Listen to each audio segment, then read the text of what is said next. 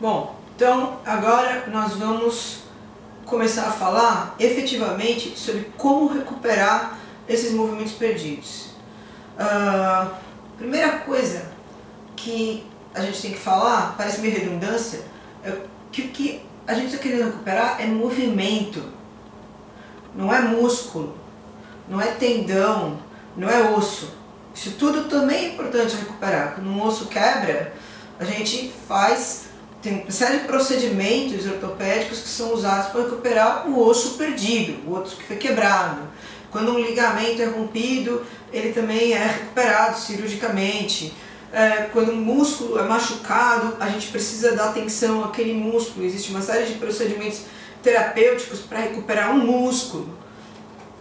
Mas antes de mais nada, a gente tem que entender o que esse músculo, esse osso, esse ligamento e esse tendão estão fazendo no nosso corpo. Eles estão lá como partes de sistemas de alavancas. Então, uma das coisas que não dá é para a gente costurar um tendão ou um ligamento de um jeito em que ele não desempenhe mais a função original dele. Então, uma das preocupações mais importantes que um ortopedista tem na hora que ele vai recuperar, vai reconstruir uma articulação, isso eu aprendi com grandes ortopedistas esportivos, é a manutenção, é a preservação da sua função biomecânica básica. Quando a gente vai recuperar um músculo que sofreu uma ruptura, uma lesão mais extensiva, a preocupação também é em fazer uma recuperação de tal forma que esse músculo preserve a sua funcionalidade, a sua capacidade de contrair e fazer força no lugar onde ele estava, no papel que ele tem dentro das cadeias musculares que movem uma certa alavanca. Seria absolutamente incongruente que um treinador não se preocupasse em preservar, em recuperar e preservar um movimento se esse movimento está perdido. Então, se a gente tem os colegas ortopedistas preocupados em preservar uma estrutura traumaticamente rompida, tendo que ser reconstruída para preservar a biomecânica daquele movimento, se a gente tem colegas fisioterapeutas preocupados em preservar, em recuperar uma determinada estrutura muscular para que aquele movimento aconteça com funcionalidade, como que nós treinadores vamos não nos preocupar com o movimento? Então, a primeira coisa é a gente ter claro que uma pessoa que chega até nós ou até um centro de treinamento, ou mesmo se você é essa pessoa que perdeu uma capacidade de movimento fundamental, como agachar, puxar, ou empurrar, ou rotacionar, seja lá o que for, o que você precisa recuperar não é o músculo, ou o tendão, ou o que quer que seja a estrutura que compõe as alavancas que fazem esse movimento, é o movimento. Então, qualquer programa de treinamento que tenha como foco esse enfoque, essa abordagem de movimentos fundamentais do ser humano, ela é focada em movimento. E o que é movimento, né? Bom, movimento, todo animal articulado, todo animal se movimenta, para começar. Tá? Existem animais que são sésseis, existem animais que são de vida livre. Animais sésseis são, por exemplo, ostra. Ela também se movimenta, mas ela tem uma parte do corpo dela que é presa. Então ela se movimenta em relação àquela base. Existem animais articulados. Não são só os vertebrados que são articulados. A artrópode é articulado. A artrópode é uma lição em biomecânica. Observe uma aranha, observe uma formiga. Todas aquelas partes dela, inclusive são mais fáceis de observar porque elas têm exoesqueleto, são partes de sistemas de alavancas. Então é assim que se dá o movimento. O movimento não é um pedaço. É o sistema de alavancas inteiro que promove aquele movimento. Então, a primeira coisa que a gente tem que fazer, e é um pouco uma revolução na cabeça de muita gente, é que o foco não é o músculo. A gente não treina músculo. Essa coisa, eu acabei sendo conhecida por algumas piadas que eu faço, não vamos fazer treino de açougue, gente. Não existe treino de peito, não existe treino de braço, não existe treino de perna, né? Ninguém treina a perna. No momento em que você está agachando, você está acionando mais a musculatura dos eretores da espinha, da região lombar, do que se você estivesse fazendo um terra, que no treino de açougue é um treino para costas.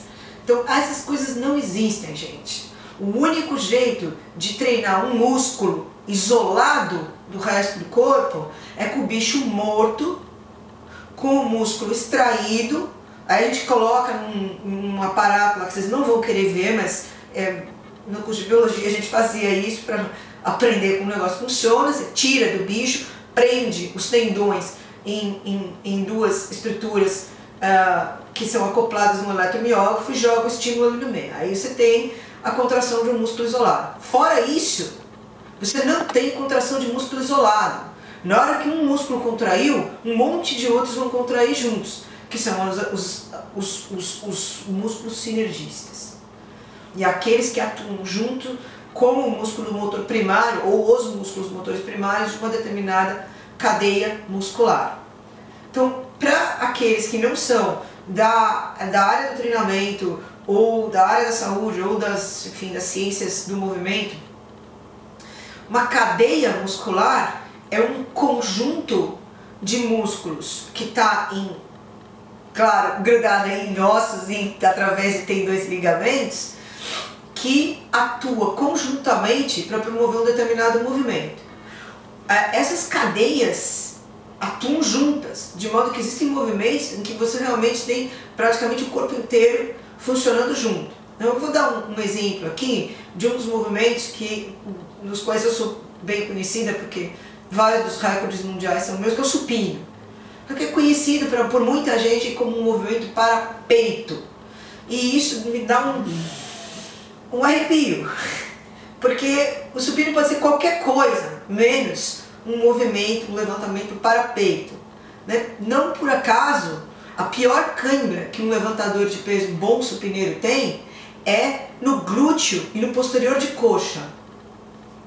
Por quê? Porque toda a musculatura estabilizadora para um bom supino envolve a adução de escápula, adução e depressão de escápula, então todo o dorsal está contraído, a contração da região glútea para formar uma estrutura arquitetonicamente estável no banco e os posteriores de coxa atuando fortemente para manter os glúteos contraídos e estáveis no banco. É muito comum um bom treino de supino resultar em dor tardia nos estabilizadores, porque eles estão isometricamente contraídos o tempo todo. Então os grandes dorsais ficam um pouco doloridos, de dor tardia no dia seguinte. E o cara fala, engraçado, eu não estou com dor nos peitorais, estou com dor no latíssimo dorsal, como pode? Pois é, como pode, né? Se era para ser para peito, porque isso não existe, tá? Não existe. A gente não treina músculo, a gente treina movimento. E outra, vamos lembrar, para a maior parte das pessoas, tirando os atletas de alto rendimento, que daí a gente está realmente focado no movimento, mas é um movimento com foco competitivo. A maior parte das pessoas que necessitam de treinamento, elas necessitam de treinamento porque elas perderam movimento, elas não perderam músculo. Houve atrofia muscular, sim, como consequência da perda de um movimento e por um recrutamento insuficiente daqueles músculos que estão envolvidos nas cadeias que executam o movimento. Então, a primeira coisa da gente entender é que para treinar movimento, portanto, os gestos desse treinamento têm que ser integrados e não isolados.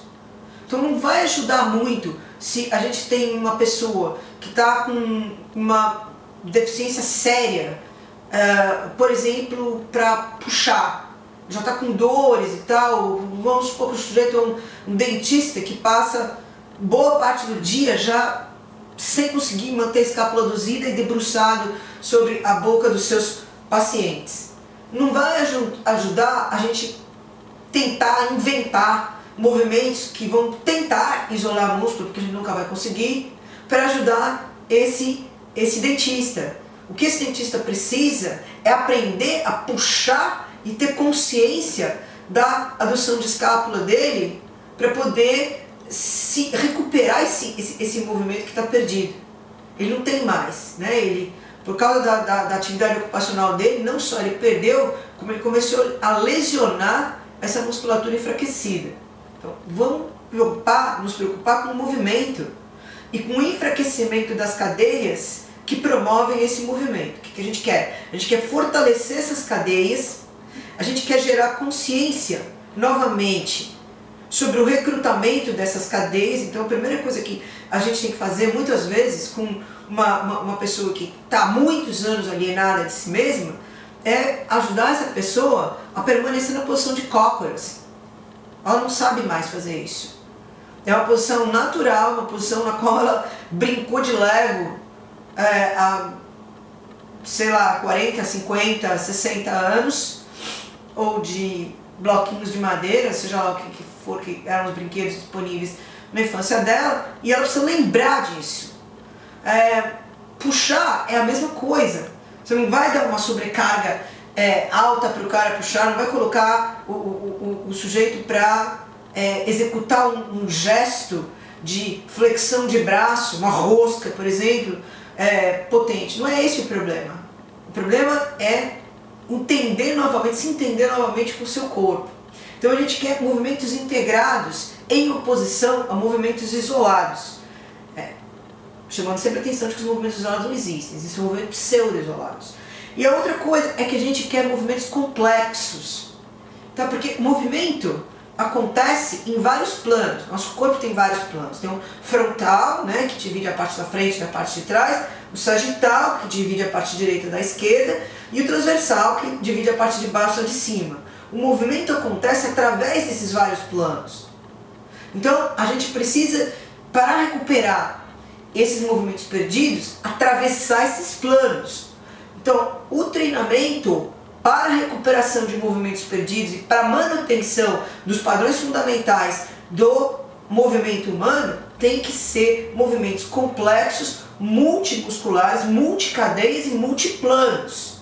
Esse é esse é o princípio para a gente recuperar movimentos perdidos. Tá? Então, a coisa não é tão complicada quanto parece.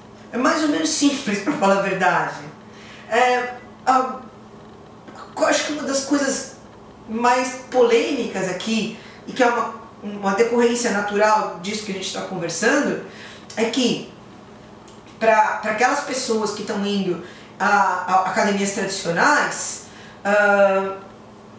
elas podem encontrar uma certa dificuldade porque existe uma pressão para que elas se utilizem de máquinas de movimento guiado.